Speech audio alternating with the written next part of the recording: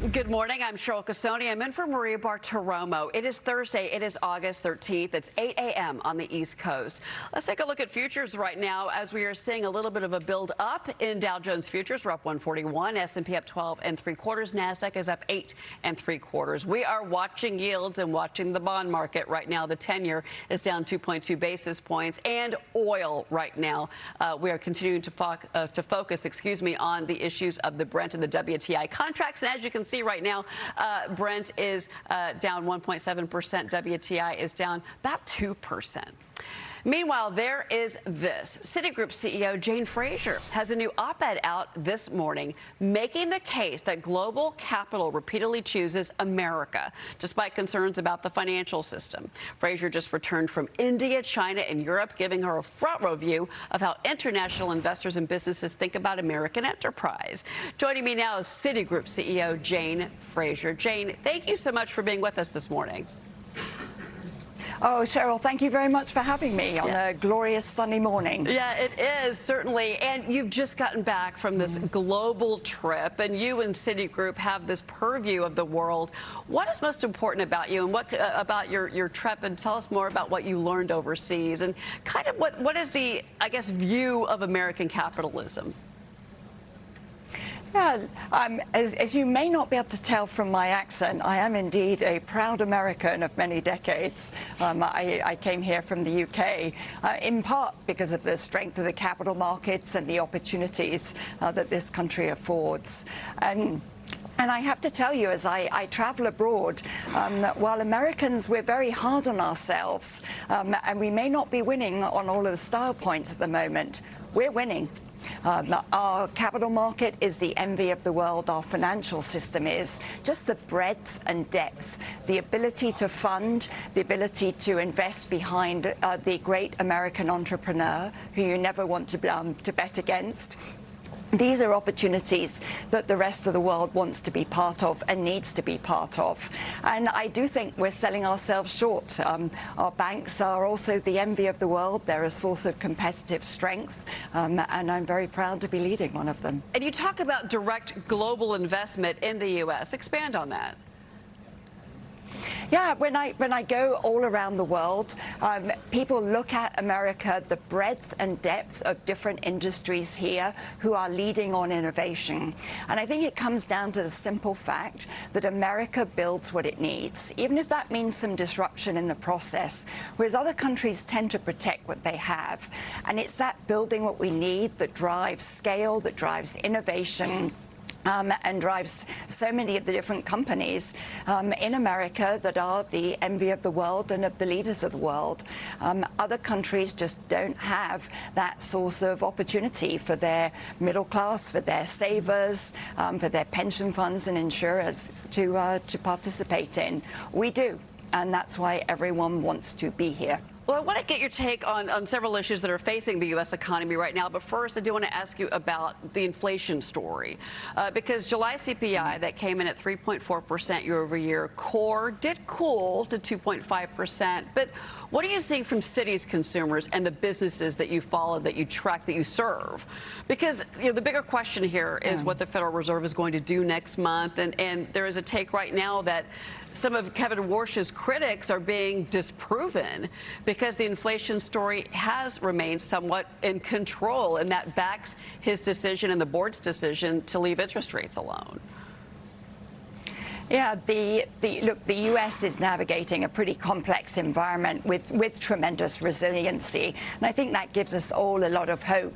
You're seeing manufacturing with strong numbers. You're seeing a lot of capex, the AI investments, but it's not just in AI. It's really across the board that we're seeing it. And you're seeing a consumer who also has a lot of resiliency. Now, I'm not pretending for one moment that you don't have part of the U.S. consumer base that is facing real affordability issues. the cumulative impact of high prices, is being hit hard. And we all keep a pretty close eye on the unemployment number. Right now, the labor market is pretty stable.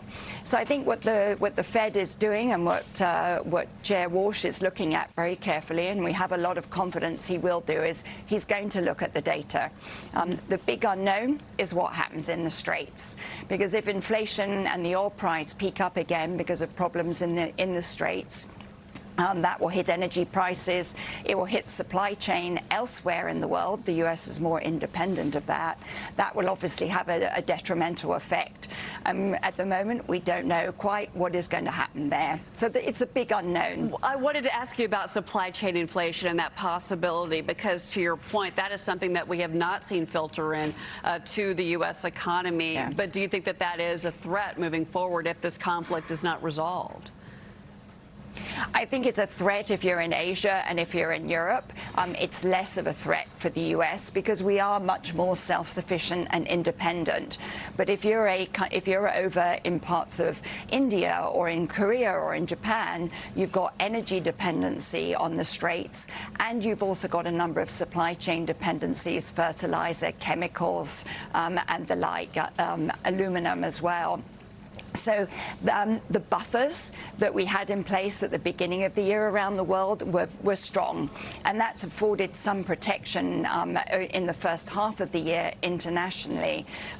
Those buffers are pretty thin and pretty tight right now, so it could be much more of a serious problem internationally if the situation deteriorates and the Straits and the Red Sea get closed once more. Okay. And are you seeing any of this impact hit consumers, hit businesses that you service right now?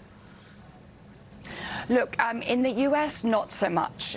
Certainly for the consumer, we've had stubbornly high inflation, and it is having an impact, particularly for the lower-income households. And that's not a good thing. That is a concern. But the labour market is staying stable, and for as long as it does, I think we'll be able to ride through this. We've had, Maria has spoken with Kevin Hassett. She's had Secretary Bessent on the program, and we've heard, that we could have a second half of the U.S. as far as GDP. We're talking 4% growth. Where are you on that? What are you seeing? Look, as I say, a lot of resiliency. You've got a lot of good tailwinds behind us at the moment. The tax bill brought in tax receipts for the consumer up 11%. We've seen the deregulation that is encouraging the development of more innovation, the drive for scale that's driving the M&A market at the moment globally, but particularly here in the States. There's a lot of good positives going on. So I feel pretty good about growth through into 27. As you say, then the government's done a good job at helping put a number of different programs in place, the tax bill being one, deregulation being another, that have been very constructive for driving innovation, driving long-term investment in the country. The Straits is the wild card here that we just don't know yet. No, and certainly that's been a top story for us to follow. But you mentioned M&A, so I want to ask you about that. There's a couple of things here, because so Paramount is now saying that a sale of CNN is on the table. It's facing a 12-state antitrust lawsuit over the $110 billion Warner Brothers Discovery deal. So I want to get your sense. What are you hearing from CEOs about the appetite for M&A right now? And talk about policy in Washington. How much is regulatory uncertainty really factoring into the decisions for these CEOs to maybe move forward with these mergers or not move forward? Yeah, this is a really important point. When I travel around the world, you see all variations of policy impacting competitiveness, and typically it's a real strength here in the States.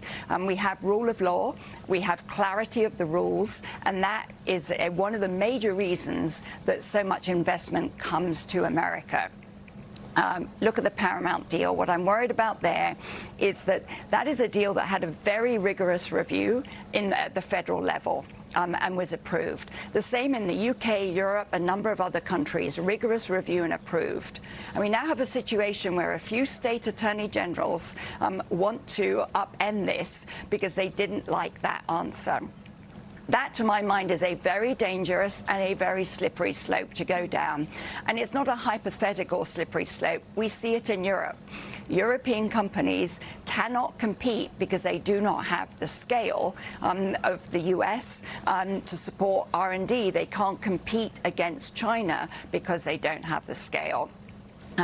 So we need to get this changed so that we can continue to have confidence in the rules and the rules of law and rule of law here in America, and not have it upended by a few people that don't like a particular answer when it's gone through due process. I want to say in all of that said.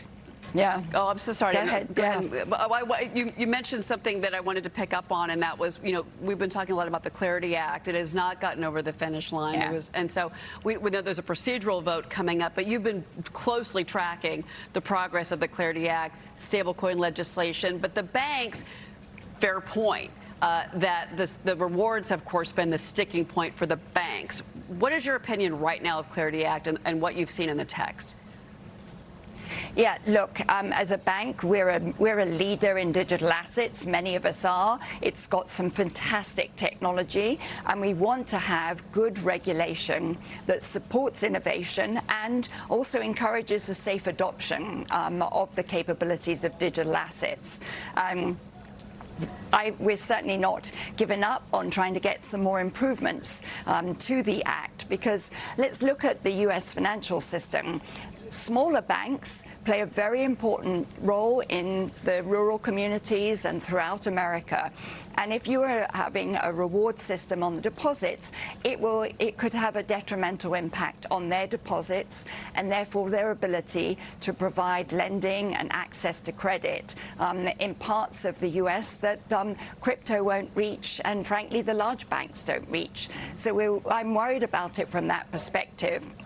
I also want to make sure that you've got fair competition, a level playing field, so the same activity gets the same legislation and regulatory rules.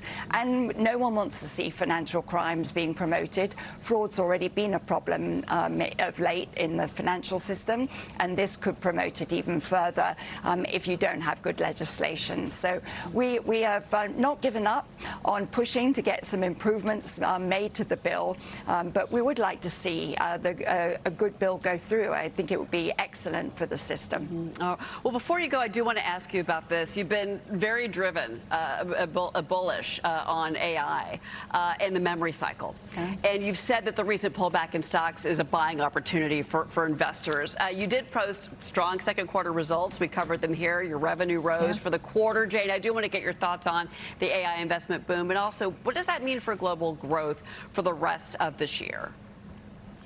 Yeah. So when we look at the AI boom, we're a bit in the picks and shovels phase. So you're going through some very important infrastructure investment. And it's not just on the AI front. It's also going into energy, which we need, and all the way through the ecosystem and stack. But we're about to enter the builders era, where the benefits of those investments then translate into new revenue, faster products, new features being possible.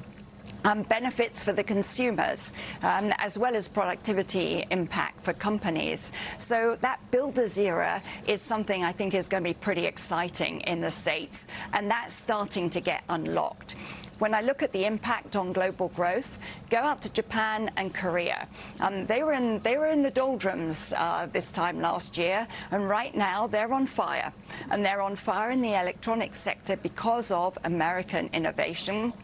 And the activity that's been happening here that is affording and is a major driver of growth around the world. So I'm not pretending that there won't be puts and takes with AI, but I think we're going to see some real opportunity and innovation ahead, and I'm looking forward to that. I appreciate that bullish outlook as well. Jane Fraser, it's wonderful to have you on the program. Thank you so much for speaking with me this morning. Thank you very much indeed, Cheryl.